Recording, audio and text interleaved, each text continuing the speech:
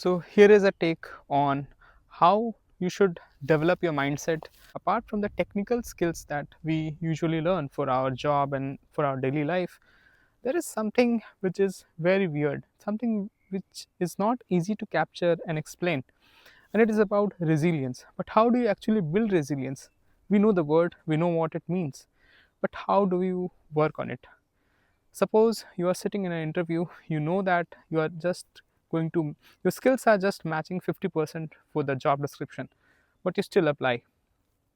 And when you apply, you know that there are things which are going to be out of your knowledge base, but you still want to be calm, you want to understand how much things which you don't know you can handle. That is the true test of resilience, right? The true test of resilience happens when you face uncertainty.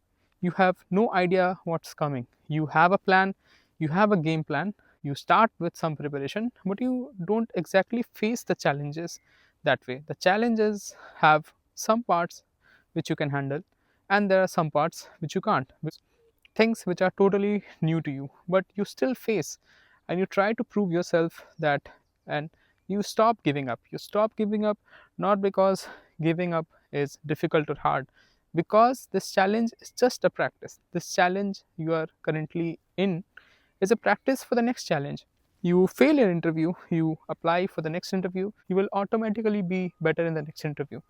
So you have to practice resilience, and you can't build resilience in isolation. You have to be there, you have to put your skin in the game, you have to lose, and you have to come back again to next day. You have to lose, come back next day, fight again, lose, come back. This is what builds resilience.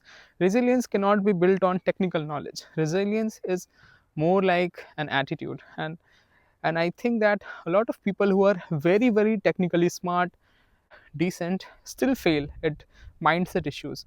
I know some of my geniuses friends, but I would just put them somewhere amongst people who can talk a lot. I know they will lose. This is also where communication skills take over. Like, if you are very technical but you are not able to express things clearly, think expressions are not aligning, if your ideas are ill formed. So and when you build resilience, it also builds your communication skills, because in the very situation when you are going to be stressed out max, you have to maintain peace, you have to maintain the right choices of words, you have to keep a strong temperament, you have to maintain your calmness and then respond to the situation. You can't break down, never break down.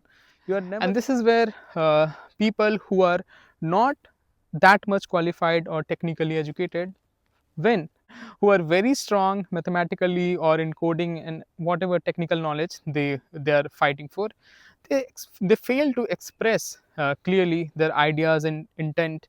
They fail to express it and communicate it well to the people hiring. This is where they fail, and I think this is where one has to practice other things apart from technical skills. Technical skills are a part of your life, but there are human aspects of job and the world, and you have to learn those human aspects. You can't just keep using formulas and coding everywhere. Like, right? You should see the real world as a game.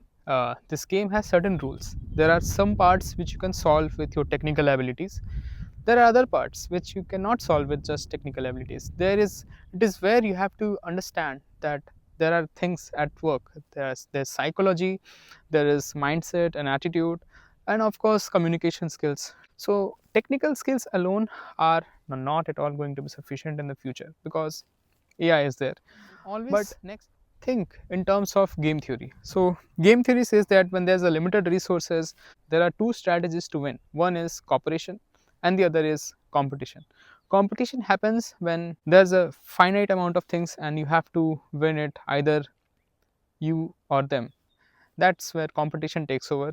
And there is cooperation when the strategy becomes important. It is not about when you start treating life and things that happen in life periodically, like academic excellence, academic exams, maybe jobs and things like those.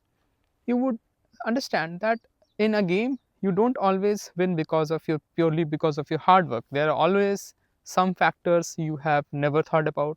There are always some random things which become part of the game you are playing and you never thought about it. Luck is always a part of the game, and The only difference when which luck plays for the people who succeed versus people who fail is that the people who succeed take into account luck after working hard, and the people who are doomed to fail are those who take luck into account in the first place and then things on top of it.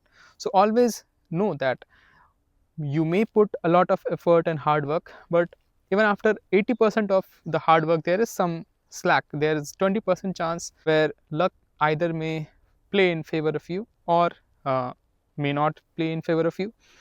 But this is after you have done the 80% work, not before it. When you are playing a game, you constantly improve. You learn from your own mistakes, you learn from other people's mistakes, you improve your strategies. You keep doing this until you find a strategy that is the best one for you to win. It may not be the best for other people, but something that has to work, that will work for you. Because that's your strategy. You have to develop this strategy with your own experience, with the experience of people around you, with seniors, professors, juniors, whatever. To design a strategy, you have to understand that the strategy is not a constant thing. It is an ever changing object. It is all your decisions, behaviors, things you observe, you don't observe, you don't account, the good things you have, the bad things you have, the good qualifications, bad qualifications, all of this combined become your strategy.